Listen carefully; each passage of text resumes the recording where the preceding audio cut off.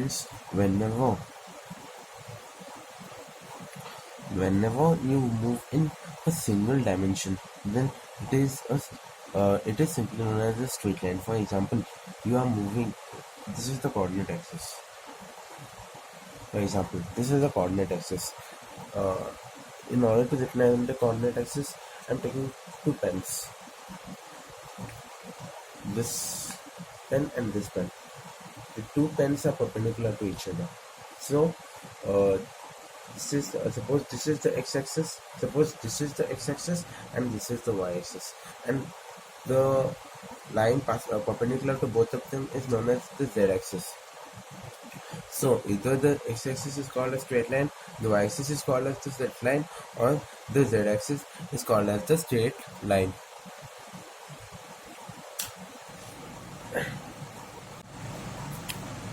Is called as the straight line. So I will skip the part. Okay, leave it. Let us consider a building A. We were reading about the rectilinear motion. Rectilinear motion means a body which moves in a straight line. It's called as rectilinear motion. Then comes the kinematics of motion. What do you mean by kinematics? Kinematics is the part of the physics that deals with the motion of a body, and dynamics is the part of the physics that deals with the causes of motion of a body, that we'll read in the latter part. In order to explain, make it simple, let us consider a body which is located near a building A.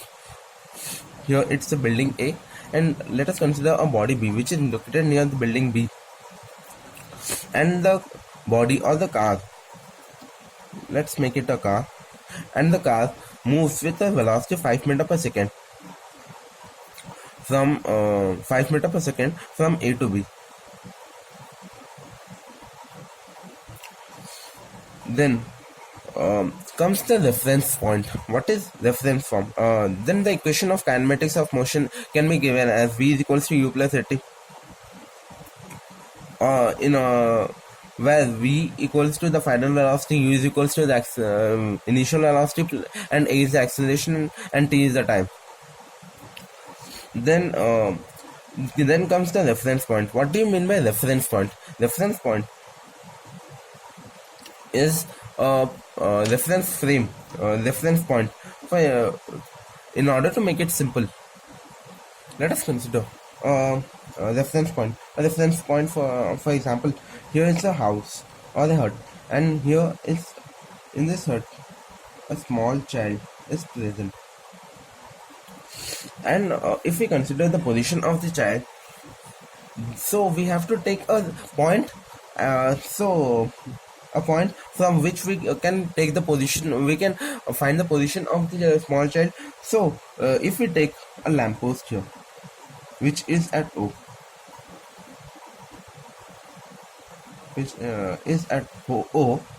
so we can find, with the help of the lamppost, we can find the position. With the help of the lamppost, we can find the position of the child with respect to the lamppost.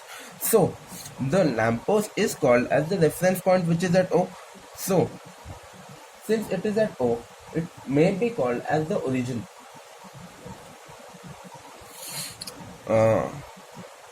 Reference point can on the other hand can be defined as a point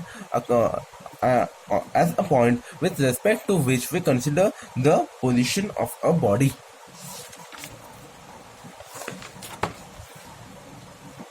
Then comes the frame of reference.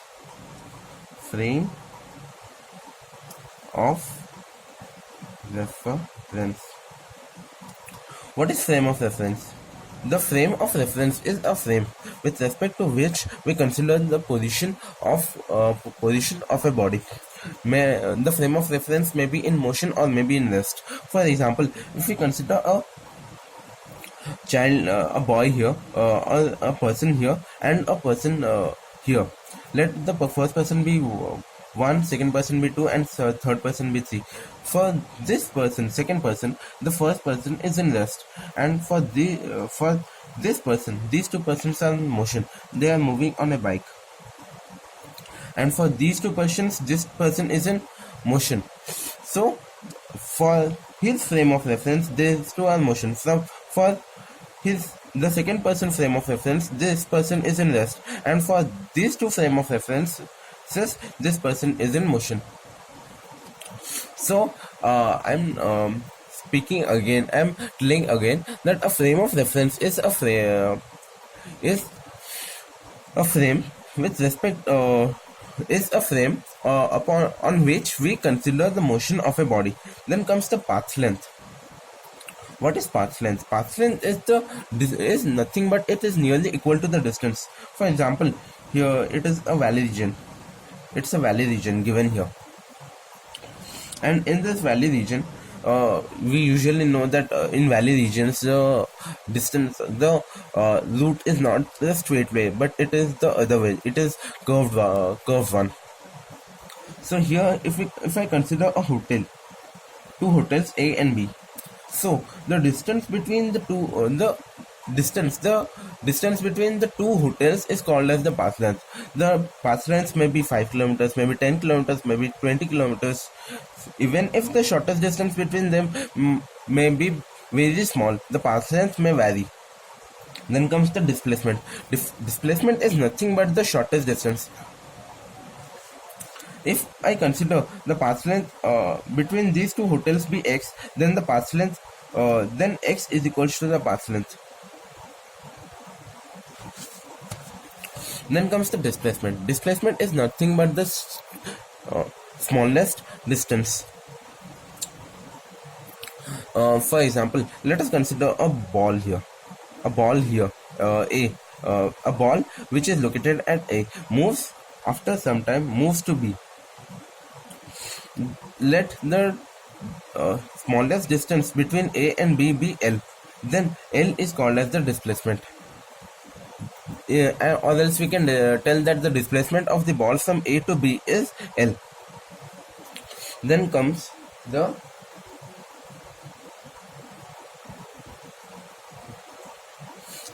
the path length and the displacement may or may not be equal. The magnitude of the displacement may or may not be equal to the path length. For example, if I consider a small house here at A and a small house here at B and a small house here at C, then the path, the length from and here is a lamppost which is at origin.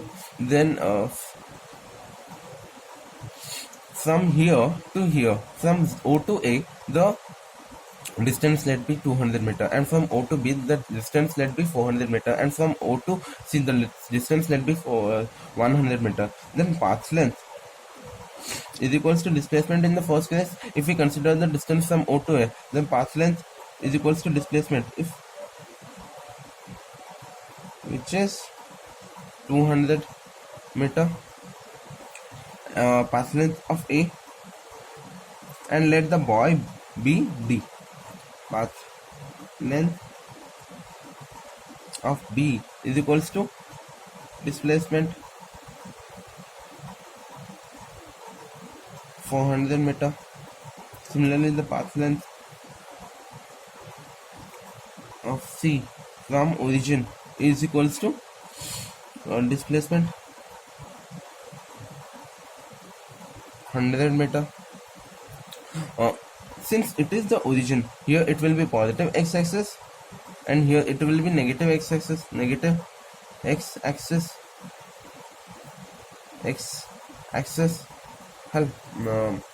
Okay.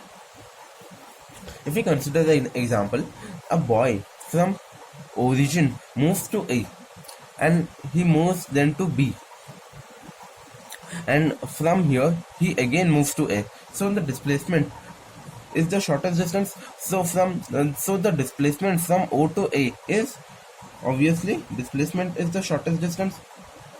Whether he might go from O to C then to A, or from O to A to A then to B, then again to A, or from O to C and from C to B, and then from C to A, the displacement will be the shortest distance. So the displacement is equals to 200 meter. and we had considered the motion of the boy from O to A and from A to B and back to A. So the path length from O to A is equals to path length is the distance. So it will be 200 meter plus 400 meter plus 200 meter. Here 400 meter minus 200 meter is equals to 200 meter. So it will be 200 meter plus 400 meter plus 200 meter, which is equals to 800 meter. This is the path length.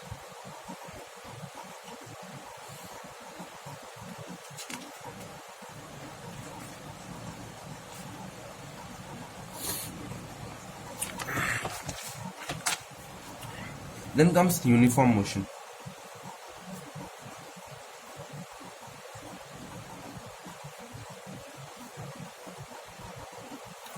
What is this uniform motion? What is this? Uniform motion. A motion which a body when moves in uniformly or covers equal distances in equal intervals of time, then the body is said to be in uniform motion. For example, here I consider a lamppost. Here it is another lamppost. Here it is another. All of them are placed in equal distances. Now we have seen lampposts. As we have seen in lampposts, they all are nearly placed in equal distances. Here it is another lamppost, and here a boy is walking. Let the speed of the boy be 5 meters per second. So the boy crosses the first lamppost in 1 second, and he crosses the second lamppost in 2 seconds, third lamppost in 3 seconds, and fourth lamppost in 4 seconds. So he crosses each lamppost in an interval of 1 second. So he covers equal distances in equal intervals of time, means he covers the distance of 5 meter in an interval of 1 second. So he is moving uniformly with respect to time. He is changing his position uniformly with respect to time. So his motion is known as uniform motion. So if we want to define uniform motion, we can state that the motion of a body is said to be uniform if the body covers equal distances in equal intervals of time. Got it? Then comes the non-uniform motion. If let us consider the same boy and he moves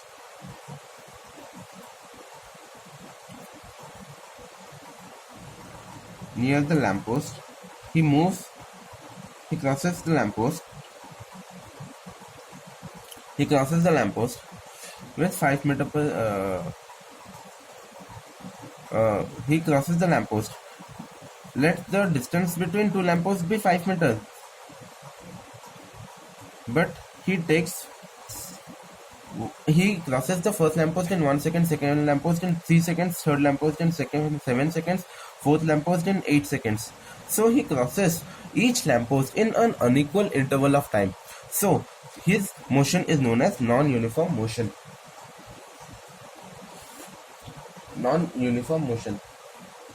So we will stop here until here, and in the next class we will discuss about the average velocity and average speed.